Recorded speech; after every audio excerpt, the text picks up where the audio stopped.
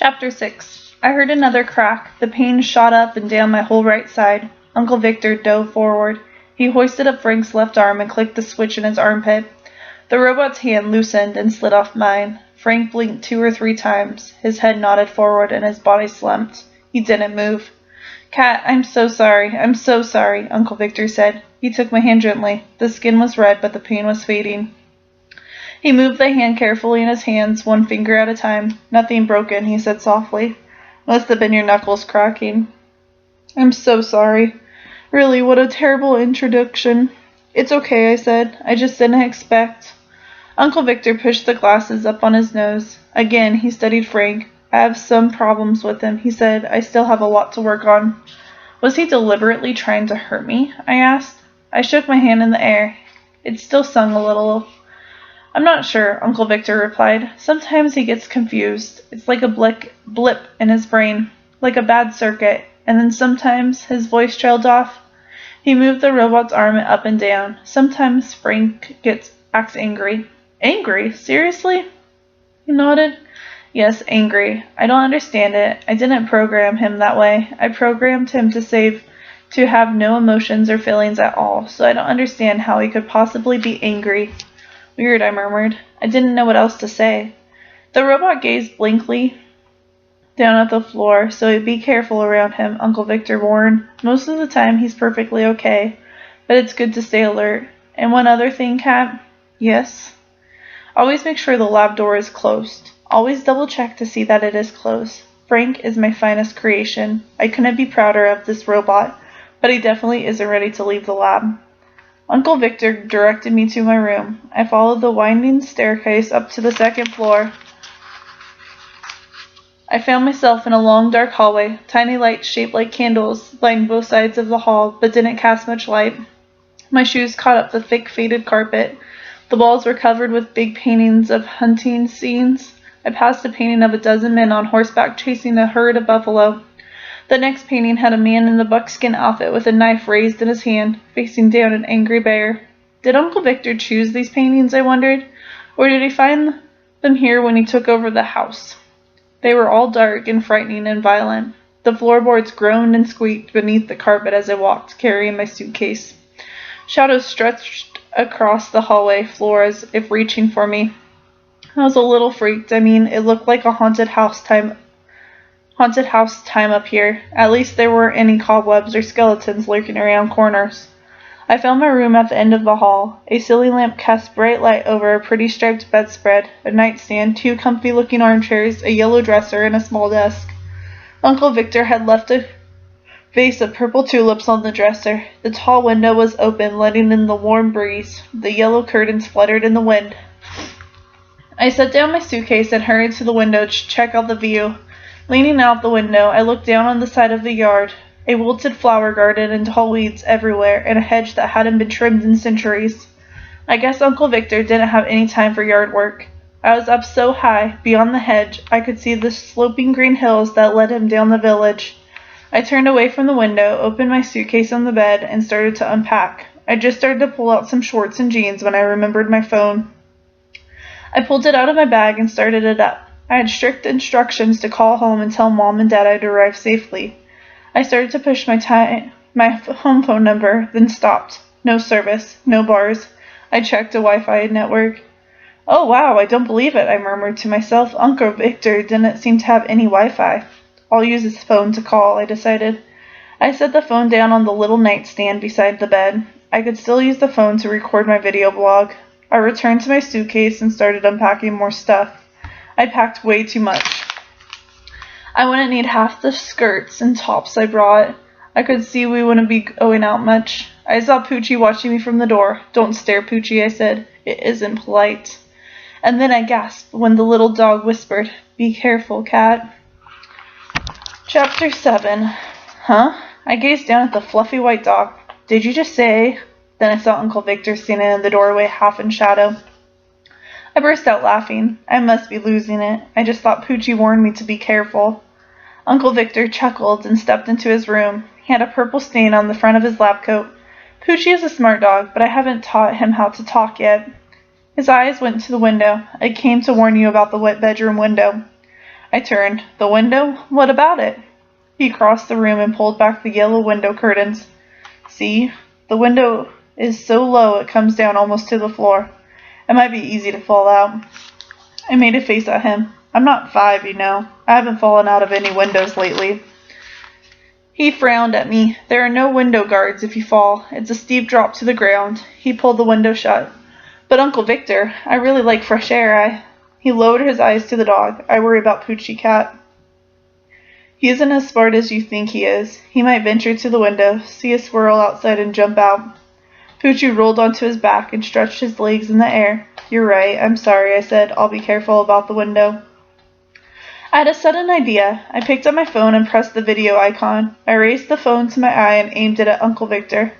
Go ahead. Pull back the curtains again, I said. This might make a nice start for my video. His eyes went wide behind his glasses. Excuse me? Video? He raised the sleeve of his lab coat and hid his face. What are you doing? I lowered the phone. Uncle Victor, I didn't know you were so shy. I'm not shy, he said. If I'm going to be on camera, I need my makeup and hairstylist. I need to know my lines. Where is the script? Funny, I said. I guess I should have told you about it. See, I thought I'd do a video blog to help me get a science scholarship. He bent down and rubbed Poochie's belly. A video blog of me straightening the window curtains? I rolled my eyes. No, seriously, I want to record you at work. You know, show what you do in the lab. Have you demonstrate Frank and maybe some of your other robots. It'll be like a scientist at work. He made a pouty face. And I thought you came to spend time with your dear old uncle. I set down the phone. Of course I did, but the video blog could help me so much. You'll do it, right? Of course, dear, he said, giving Poochie one last rub. He stood up. Oh, I almost forgot. I invited Robbie to come back. You liked him, right? It's probably not a good idea to visit the village, so I asked him to come here and keep you from getting lonely. Thank you, I said. I studied him as he wiped the dog fur off the front of his lab coat. Uncle Victor is so sweet, I thought. Why do the villagers hate him so much? Sadly, I would find out soon. Chapter 8. I spent the morning playing with Poochie in the backyard. Poochie loved the freedom of being outside, but it made me nervous. The weeds and shrubs were so high, I kept losing him. He would disappear for 5 or 10 minutes, and he never came when I called him. Finally, I picked him up in both hands and carried him back into the house. Robbie was sitting at the long wooden table in the kitchen. Uncle Victor was slicing a fresh-baked chicken for sandwiches. Robbie wore a long black t-shirt over baggy khaki shorts. He kept tapping the tabletop with both hands, panning out a rhythm. He looked up as I carried Poochie in. Hey, Cat, how's it going? Good, I said, setting the dog down. Poochie and I were playing hide-and-seek in the back. I didn't really want to play that game, but Poochie loved hiding from me in the weeds. He has a devilish side, Uncle Victor said. He's not as sweet as he looks. He set the sandwiches down on the table. Lunch is served. If you don't mind, I'm going to take mine to the lab. See you later, I said. I took a seat across the table from Robbie, and we dug into the sandwiches. This house is awesome, Robbie said. Whenever I'm here, I feel like I'm in a movie. I snickered. A horror movie? Well, kind of, he swallowed. What do you want to do today? It's a beautiful day, I said. I'd love to take a walk down to the village. Robbie shook his head. No way. You know your uncle wants us to stay away from the village. He took another bite of his sandwich. Then let's explore the house, I said. There are so many rooms and so many long, twisting halls. Maybe we can get lost, you know, spend days marooned in a distant hallway, wandering from room to room, calling for help. I could video the whole thing. It could be awesome. Robbie squinted at me. You're weird. I laughed. I was just messing with you, I said. I always try to make things more interesting than they are. Mom calls me a drama queen. I snickered. She doesn't mean it as a compliment. Robbie grinned. Maybe we should bring these sandwiches with us in case we get lost for days. I scooted my chair back. Come on, let's go. I really am excited to see this house. When I was little, Uncle Victor liked to tell me ghost stories that happened here. He said ghosts walked around the halls at night, clinking their chains. Robbie shook his head. Why do ghosts always have to clink chains, he said. If they're ghosts, couldn't they just slip out of their chains? Maybe we can find some ghosts and we'll ask them, I replied. Robbie and I headed down the back hall that led away from the kitchen. I liked him. He was easy to talk to and he had a nice laugh. I think he liked me too, but I couldn't really tell. The back hall led to Uncle Victor's lab, but before we reached the lab, we turned and climbed a wide, carpeted stairway. The air grew warmer as we climbed. A tall window covered in dust let in pale sunlight. I gazed down a long, straight hall with rooms on both sides. The only windows were at the end of the hall, so the sunlight gave way to deep shadow as Robbie and I walked. My eyes stopped on a tall black stone statue. A man standing straight and stiff, a long cape down his back. One hand was raised. It carried a human skull in its palm. The statue's eyes stared toward the stairway as if guarding the hall. I think that Victor's great-grandfather, Robbie said. The original Victor Frankenstein. Cool dude, I said. A little scary, I mean. He looks kind of angry, like he doesn't want to be standing here. He caused a lot of trouble in the village, Robbie said, gazing at the skull. Maybe the statue comes to life at night, I said.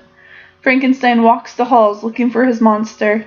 Robbie clapped his hand over my mouth. Stop making up stories, Cat. You're giving me the creeps. I pulled his hand away. Let's check out these rooms. He started exploring room by room. The first room appeared to be a guest bedroom, but the thick cobwebs over the window and the layer of dust on the bed cover showed me that it hadn't been used in a long time. The next room had shelves from floor to the ceiling filled with old radios. I mean real antiques. The kind you see in old movies. There were dozens of them. A back shelf had cartons filled with radio parts, glass tubes, and wires. I guess Uncle Victor likes old radios, I said. Robbie sneezed. Wow, so much dust in here, he said. Wish you to the next room. I bumped him out of the way and darted out the door. I beat him easily into the next room and glanced around. This room was huge, with tall, dirt-smeared windows on one wall. Bookshelves covered the other 3 walls, and the shelves were filled with old books, their dark covers worn and tattered. 2 ratty-looking armchairs and a small table stood in the middle of the room. Cone-shaped lights hung from the ceiling over the 2 armchairs. A library, Robbie said. He walked over to one shelf. His eyes ran down the spines of the old books. All science books. Wow. I spotted an old trunk at the far wall. I walked over to it, bent, and pried the lid open. I was greeted by the sharp aroma of mothballs and a gross, sour smell like bad meat. Robbie stepped up beside me. He reached into the trunk and lifted out a wrinkled white t-shirt. Check out the ruffled cuffs. I pulled out a silky red vest and a rhinestone mask. It's costumes, I said. Weird old Halloween costumes. Your uncle has some strange collections, Robbie said. I know. A long time ago he told me he likes to collect everything. He said that's why he loves this old mansion. There's room for all his junk. Robbie sneezed again. He pinched his nose with 2 fingers. This old stuff totally stinks. Close the trunk. I squatted down, stuffed the mask and vest back inside, and slammed the trunk shut. I started to climb to my feet, but Robbie bumped me back to the floor. Race you to the next room, he cried, and took off. Not fair, I yelled. I scrambled after him. I was surprised to find the hall covered in the darkness. Clouds had swept over the sun, and the 2 tall windows at the end of the hall were solid gray. It took a few seconds for my eyes to adjust to the dim light. Then I stepped into the next room. Robbie? I glanced quickly around. No sign of him. Squinting into the gray light, I saw a pool table in the center of the room and a row of tall stools. Hey, Robbie? No answer. I turned and trotted back into the hall. Robbie! My voice came out muffled in the long, dark hallway. Behind me, I could see the cape statue of Victor Frankenstein, black against the gray light, still watching the stairs. Did he go into the next room? My shoe snagged on the ragged carpet as I walked into the next open doorway. The light was cold and silvery, light enough to cast long shadows in front of me. Robbie, are you in here? I peered into the room. At first I didn't see him. I saw only the tall stacks of magazines and newspapers piled nearly to the ceiling. But then I lowered my eyes, and my breath caught in my throat. I saw him, Robbie, sprawled face down on the floor, arms spread, not moving. I opened my mouth in a frightened scream, but my scream was cut off as someone grabbed me from behind.